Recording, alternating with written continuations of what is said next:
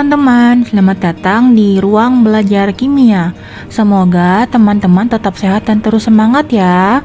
Perkenalkan, nama Ibu Eka Puspitasari.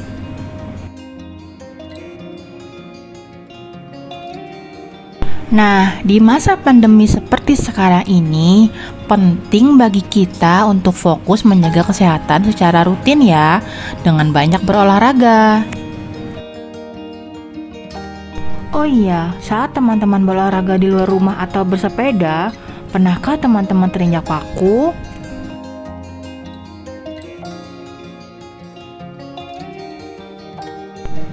Pernah jugakah teman-teman memperhatikan kondisi paku di dalam rumah berbeda dengan di luar rumah? Biasanya, paku di luar rumah lebih cepat berkarat dibandingkan paku yang berada di dalam rumah.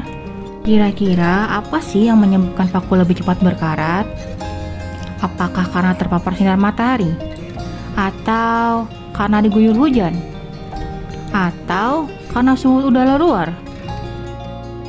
Nah, paku yang lebih cepat berkarat tadi merupakan proses kimia secara alami yang mengalami laju reaksi karena beberapa faktor. Tetapi sebelum kita mengetahui faktor-faktor apa saja yang mempengaruhi laju reaksi, kita harus tahu dulu nih, apa sih laju reaksi itu? Bagaimana konsep laju reaksi? Emang laju reaksi itu apa, Bu? Pertanyaan bagus, Jenny.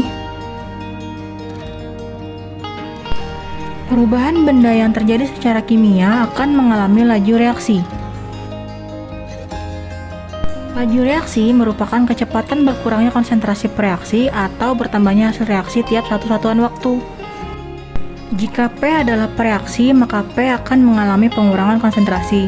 Dan jika Q adalah hasil reaksi atau produk, maka Q akan mengalami kecepatan bertambahnya jumlah hasil reaksi dalam waktu tertentu.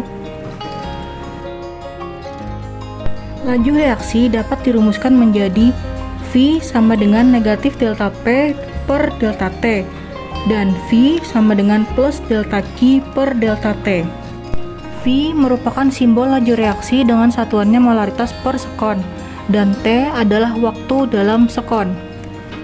Tanda minus menandakan saat reaksi berkurang, sedangkan tanda plus menunjukkan saat hasil reaksi bertambah.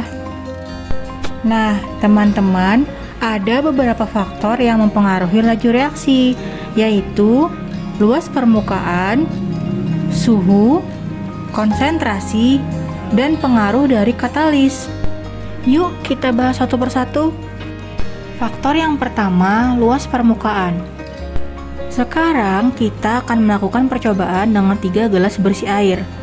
Ketiga gelas ini akan kita masukkan gula merah dengan bentuk dan ukuran yang berbeda. Pada gelas A, kita masukkan gula merah utuh berbentuk balok.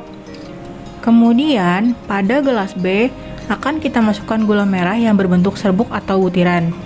Dan pada gelas C, akan kita masukkan gula merah berbentuk kepingan persegi panjang.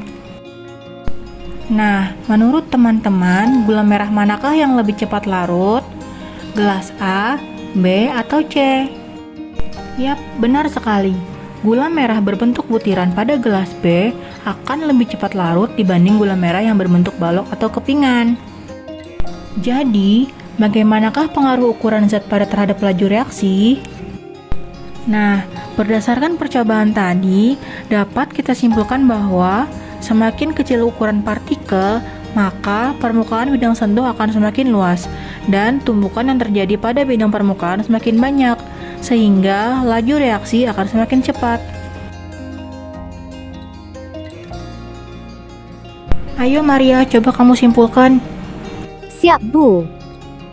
Jadi teman-teman, semakin kecil ukuran partikel, maka laju reaksi akan semakin cepat juga. Faktor yang kedua yaitu suhu. Sekarang coba kita amati contoh berikut ini. Dua panci A dan B berisi air yang berbeda. Panci A berisi air yang dipanaskan dan panci B berisi air biasa. Kemudian, kedua air pada panci sama-sama kita campurkan dengan gula.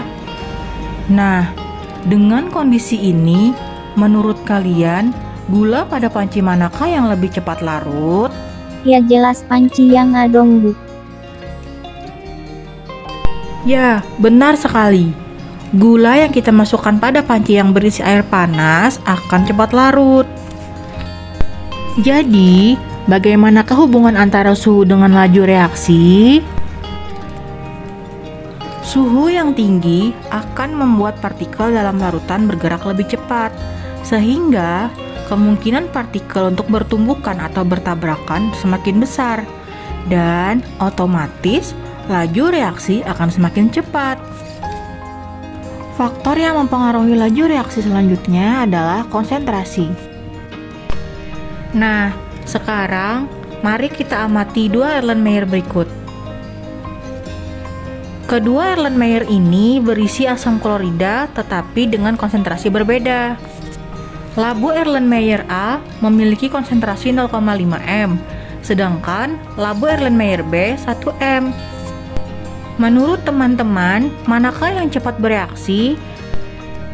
Sebelumnya, perlu kita ketahui bahwa reaksi kimia dapat terjadi jika partikel saling bertumbukan atau bertabrakan.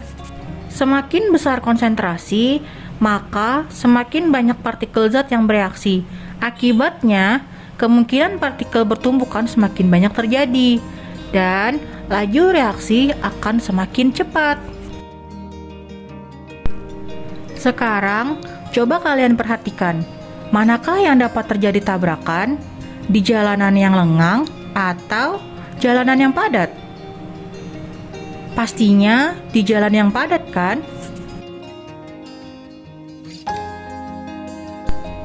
Nah, itu berarti laju reaksi di labu Erlenmeyer B akan lebih cepat bereaksi daripada yang A.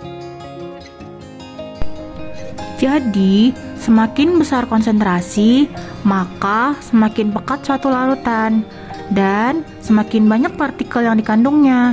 Akibatnya, semakin banyak kemungkinan terjadinya tumbukan, sehingga laju reaksi menjadi cepat. Faktor yang mempengaruhi laju reaksi yang terakhir adalah katalis.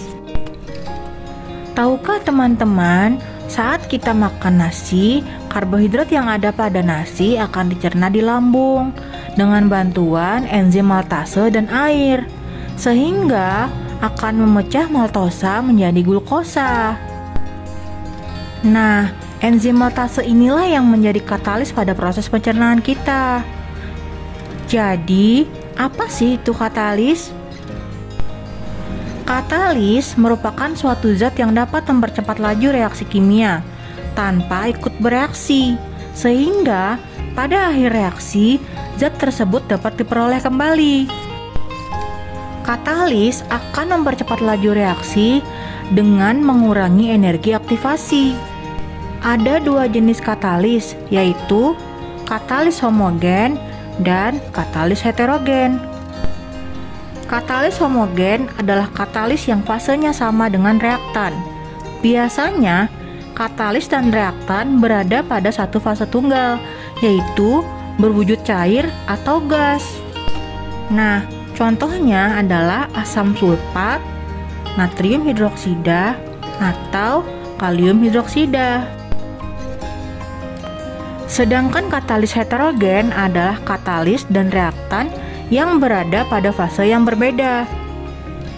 Biasanya, katalis berwujud padat, seperti logam nikel dan platina, dan biasanya digunakan pada industri-industri untuk menghemat biaya.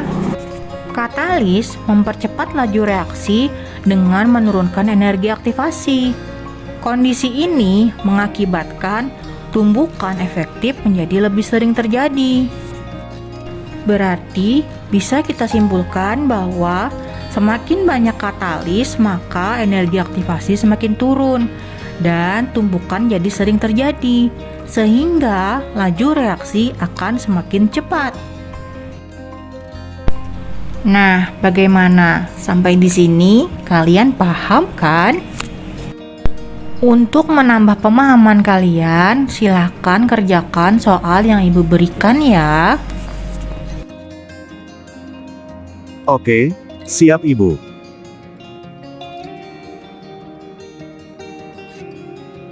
Sampai di sini dulu pertemuan kita hari ini. Sampai ketemu di pertemuan berikutnya. Siang.